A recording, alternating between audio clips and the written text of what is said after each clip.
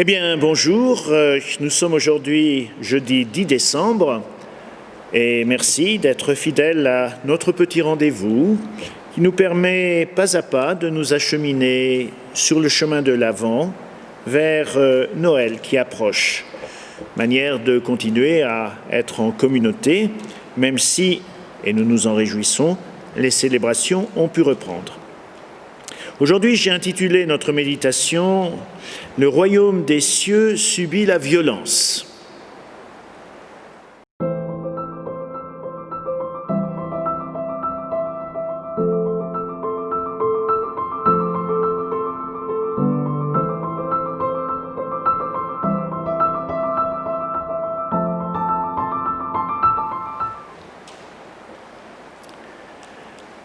De l'évangile de Jésus-Christ selon saint Matthieu. En ce temps-là, Jésus déclarait aux foules : « Amen, je vous le dis, parmi ceux qui sont nés d'une femme, personne ne s'est levé de plus grand que Jean le Baptiste. Et cependant, le plus petit dans le royaume des cieux est plus grand que lui. Depuis le jour de Jean le Baptiste jusqu'à présent, le royaume des cieux subit la violence, et des violents cherchent à s'en emparer. Tous les prophètes, ainsi que la loi, ont prophétisé jusqu'à Jean. Et si vous voulez bien comprendre, c'est lui, le prophète Élie, qui doit venir. Celui qui a des oreilles, qu'il entende. » Peut-être une expression de Jésus vous a frappé aujourd'hui. Le royaume des cieux subit la violence et les violents cherchent à s'en emparer. Oh, décidément, Jésus ne nous ménage pas. Il aime nous secouer dans ses expressions paradoxales. Un jour, il proclame « Heureux les doux » et ça nous va très bien. Mais aujourd'hui, il nous parle de violence. De quelle violence s'agit-il ? Ce n'est certainement pas de celle des conversions forcées que pourrait suggérer ce mot de violence dans notre langue. Remarquons que cette expression inhabituelle dans l'enseignement de Jésus, il tranche avec toutes ses manières d'agir, il la rattache à la figure de Jean-Baptiste. Dans notre histoire humaine, si souvent marquée par la violence et l'équilibre des forces, le vigoureux prophète du désert, Jean-Baptiste, propose avec fermeté un chemin de combat intérieur, spirituel, en soi et devant soi. Un rude chemin de réconciliation avec soi.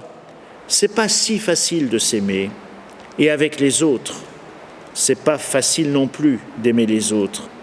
Mais un chemin de salut, le salut. Le mot est lâché. Voilà un mot que nous n'employons plus guère dans la vie courante, si ce n'est pour nous dire bonjour familièrement, salut, pour honorer le drapeau, le salut au drapeau. Mais qui parmi nos contemporains sait encore que ce mot signifie être sauvé? Dieu croit et désire que nous puissions être sauvés, mais de quoi? De la haine, de tout ce qui est négatif, de tout ce qui est corrosif dans le cœur de l'homme. Mais alors, ça devrait marcher, n'est-ce pas, depuis 2000 ans? Posons-nous la question. Nous sommes nombreux dans l'humanité à désirer un monde où règne l'amour, la compréhension, la confiance, le pardon. Vous en connaissez beaucoup, vous, des gens qui désirent pour leurs enfants la haine, la vengeance, la violence, l'injustice. À quelques exceptions près, un monde d'amour et de respect, c'est ce que désire la totalité de la population mondiale. Alors, comment se fait-il que nous n'arrivions pas à vivre ce que nous voulons si ardemment construire ensemble et qui constitue en plus visiblement le rêve de Dieu pour nous? Peut-être parce que nous ne nous battons pas vraiment pour cela. Peut-être bien parce que sur 100 personnes qui désirent vivre un monde meilleur, 90% pensent que cette société meilleure se construira à partir des autres. Si mon mari changeait, si le curé changeait, si ma femme changeait, si mes enfants étaient autrement, si mon patron, si mes employés changeaient, si le gouvernement changeait sa politique sanitaire, alors oui, ce monde serait meilleur, bien meilleur, et j'irais mieux. Ces 90% mettent donc leur énergie à vouloir changer les autres. Mais comme les autres ont la même idée à propos d'eux, ça ne peut pas marcher. Il y a de quoi devenir agressif, violent. Restent les 10% qui ont compris qu'une telle société se construirait en s'impliquant eux-mêmes, en s'efforçant d'être bons avant d'exiger un changement des autres. Et ils ont raison. Mais sur ces 10%, 9 pensent souvent qu'il faut faire le bien avec ses propres forces. Alors c'est beau, ils créent des associations qui agissent, une multitude d'œuvres, et ils s'activent. Et pourtant, ils ne parviennent pas à construire une belle société d'amour. Pourquoi ? Ils se sentent démunis, découragés souvent. Les problèmes sont trop nombreux et eux ne sont pas tant. Ils constatent trop de pollution dans les cœurs.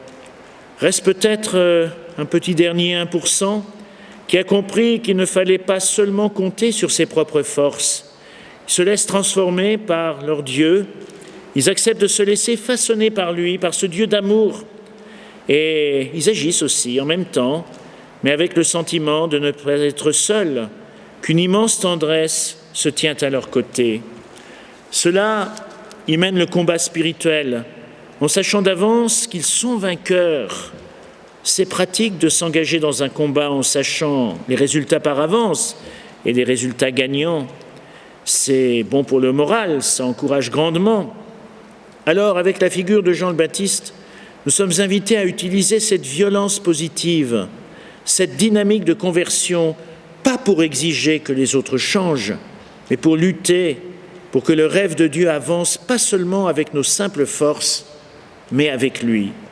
C'est de cette violence-là que Jean le Baptiste nous parle aujourd'hui. Béni soit le Seigneur, le Dieu d'Israël, qui visite et rachète son peuple. Il a fait surgir